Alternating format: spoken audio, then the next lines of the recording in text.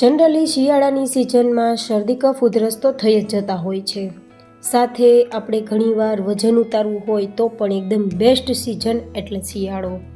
Plus તમારે immunity boost કરવી હોય અને કોઈ પણ બીમારીઓને કંટ્રોલમાં લેવી હોય કે પછી જડમૂળથી દૂર કરવી હોય તો શિયાળો બધા જ માટે બેસ્ટ છે. તો આ ડિમ્પલ્સ ડિશીસમાં એકદમ સ્પાઇસી અને ખૂબ જ સ્વાદિષ્ટ, જેટલો ટેસ્ટી તેટલો જ હેલ્ધી આપણે રોટલો તૈયાર કરીશું, જેના માટે સ્પેશિયલ એક ચટણી બનાવીશું.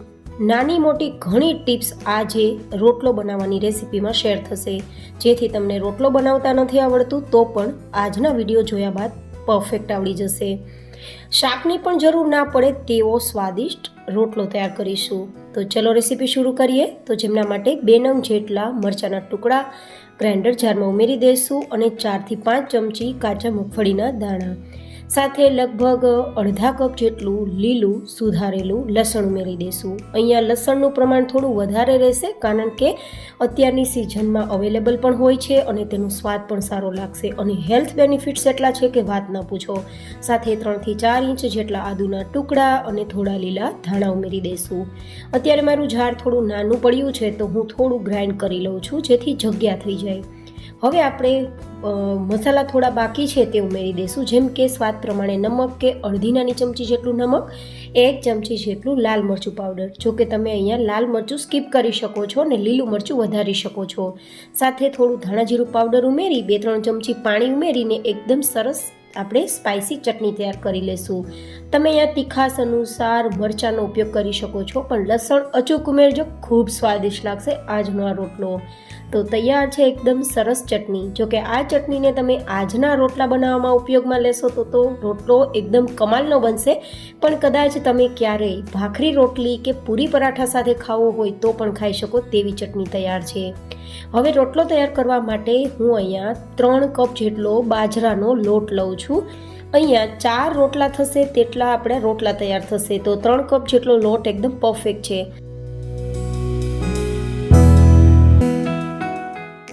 જેમાં આપણે 1 નાની ચમચી જેટલું નમક ઉમેરી દઈશું, 2 ચપટી જેટલી હિંગ ઉમેરી દઈશું અને 1 નાની ચમચી જેટલો હળદર પાવડર ઉમેરી દઈશું.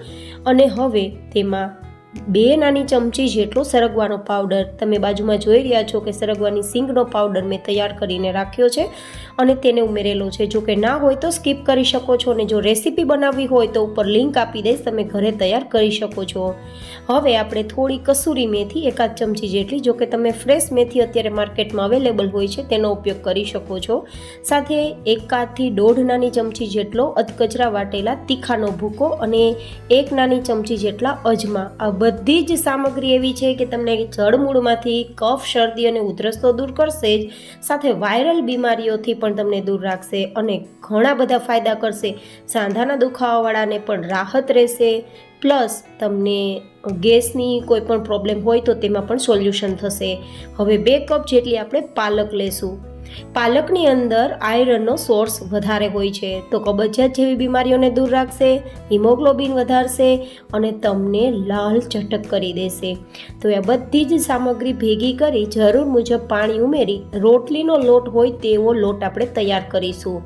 આપણે એકદમ સોફ્ટ લોટ નથી બાંધવાનો, નહીં તો આ પાલકમાં પણ પાણી હોવાના કારણે આપણે એકાદ રોટલો જેવો તૈયાર કરશું ત્યાં સુધીમાં બીજા રોટલાનો લોટ છે તે વધારે નરમ થઈ જશે. તો અત્યારે આપણે એકદમ રોટલીના લોટ જેવો લોટ તૈયાર કરી લીધો છે અને હવે આ લોટમાંથી રોટલા તૈયાર નહીં થાય તો આપણે 1 રોટલો થાય ને તેટલો લોટ રાખી અને બાકીનો લોટ અત્યારે સાઈડમાં રાખી દઈશું.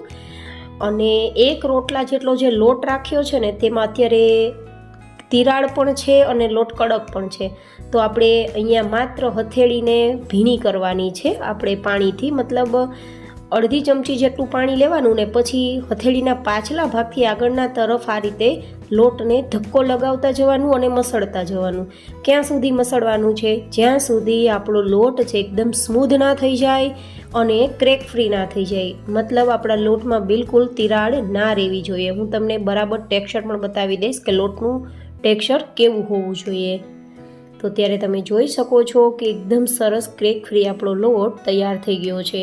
તો હવે આપણો લોટ રોટલો બનવા માટે તૈયાર છે. તો તમારે દરેક રોટલો તૈયાર કરતી વખતે આ જ પ્રોસેસ કરવાની છે. અને હવે હથેળીને પાણીથી ભીની કરી અને તમે જોઈ શકો છો કે હું કઈ રીતે રોટલો બનાવી રહી છું. એ મૂવમેન્ટ તમારે કરવાની છે. બંને હાથની હથેળીથી ગોળ ગોળ ફેરવી અને તમારે રાઉન્ડ શેપ આપી થોડું દબાવવાનું અને પછી કિનારીને પાણીથી એકવાર ભીની કરી લેવાની અને પછી આંગળી અને હથેળીની વચ્ચે લોટને આપણે રાખતું જવાનું અને આગળની તરફ આવી રીતે આપણે ચલાવતું જવાનું. તમે જોઈ શકો છો, મેં તમને સ્ક્રીનમાં પ્રોપર બતાવેલું છે કે કઈ રીતે હું આંગળીને હથેળીની વચ્ચે રાખીને રોટલાને આગળની તરફ દબાવું છું અને થોડો આગળની તરફ ચલાવું છું ને તો થોડો રોટલો આપણો મોટો થતો જાય છે અને ગોળ પણ થતો જાય છે. તો હવે આપણે જે આ વચ્ચેલો થોડો ભાગ છે ને લોટ, તેમાં વધારે દેખાય છે, જો તે કાઢી લેવાનો છે ને થોડું પ્રેસ કરી દેવાનું છે. હવે આપણે શું કરવાનું, હથેળીના પાછલા ભાગથી, મતલબ બંને હથેળીના પાછલા ભાગથી થોડું દબાવતું જવાનું. આ રીતે આપણે ટીપતું જવાનું અને આગળની તરફ રોટલાને ચલાવતું જવાનું. મેં તમને સ્ક્રીનમાં પ્રોપર બતાવેલું છે જેથી તમે સમજી શકો. તે જ રીતે આપણી હથેળીની જે આંગળીઓ છે તેને પણ આપણે આ રીતે થોડું આગળની તરફ રોટલાને વચ્ચે રાખીને ચલાવતું જવાનું અને ટીપતું જવાનું. ટૂંકમાં કહીએ તો બંને હાથની આંગળીઓ અને બંને હાથની હથેળીના પાછલા ભાગને તમારે થોડું પ્રેશર કરતું જવાનું અને તમારે આગળની તરફ રોટલાને ચલાવવાનું. તો બધી જ સાઈડથી રોટલો એક જ સરખો તૈયાર થશે. અને તમે જોઈ શકો છો કે મેં અત્યારે રોટલાની થિકનેસ ભાખરી જેવી રાખી છે. વધારે જાડો પણ નથી રાખ્યો અને વધારે કાગળ જેવો કે રોટલી જેવો પાતળો પણ નથી કર્યો. હવે આપણે રોટલાને શેકવા માટે માટીનો તવો નથી લેવાના, કારણ કે થોડું ઘી લગાવવાના છીએ ને. તો મેં અહીંયા આ રીતે ગ્રેનાઇટ તવો લીધો છે. તમે લોખંડનો તવો લઈ શકો છો અને ઘી ના લગાવવું હોય તો માટીનો તવો પણ લઈ શકો છો. હવે ઘણા બધા લોકોનો પ્રશ્ન હોય છે કે રોટલામાં ભમરા થઈ જાય છે, વચ્ચેથી એકદમ ફૂલી જાય છે અને બ્લેક થઈ જાય છે. તો એ ના થાય ને તેના માટે શું કરવાનું, બંને હાથથી રોટલાને પકડીને હળવા હાથે તવા ઉપર મૂકવાનો. તમે જોઈ શકો છો મેં કઈ રીતે હમણાં રોટલો મૂક્યો, તે જ રીતે મૂકવાનો, જેથી રોટલામાં વચ્ચે ભમરો બિલકુલ નહીં થાય. એન્ડ બીજો ઘણા બધા લોકોને પ્રશ્ન હોય કે રોટલાને તવામાં મૂક્યા બાદ ક્યારે એની સાઈડ બદલવાની. મતલબ આપણે કેમ ખબર પડે કે નીચેથી આપણો રોટલો પાકી ગયો છે તો હવે સાઈડ બદલીએ. તો જ્યારે આ બધી જ જે કિનારી છે ને તે થોડી થોડી ડ્રાય થવા લાગશે અને વચ્ચેથી પણ થોડું ડ્રાય થવા લાગશે, ત્યારે તમારે સપાટી આ રીતે બદલી દેવાની, મતલબ રોટલાને તમારે ફેરવી લેવાનું.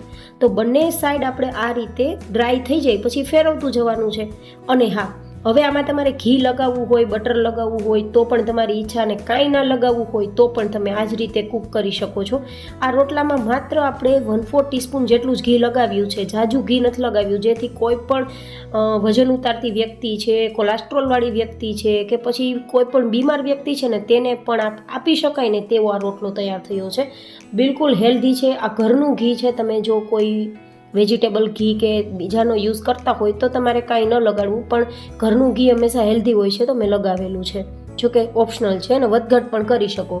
હવે શું કરવાનું, બંને સાઈડથી રોટલો બિલકુલ કાચો ના રહે ને ત્યાં સુધી કૂક કરવાનો. આપણે પરફેક્ટ ચેક કરી લેવાનો, કોઈ એક બાજુથી પણ કાચો ના રહેવો જોઈએ. પછી ગેસની ફ્લેમ ધીમી કરી દેવાની છે.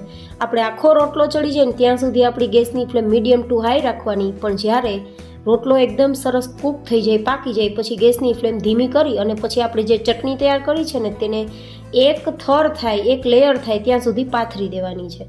અને પાથર્યા બાદ ઉપરથી જો ઈચ્છા હોય તો કાળા તલ કે સફેદ તલ ભભરાવી દેશું, જે કેલ્શિયમનું કામ પણ કરશે, જેથી આપણા હેર લોસનો પ્રોબ્લેમ પણ થોડો ઘણો સોલ્વ થઈ જાય અને આપણે સ્વાદ પણ સારો આવે અને લુક તો ઓફકોર્સ સારો આવશે જ.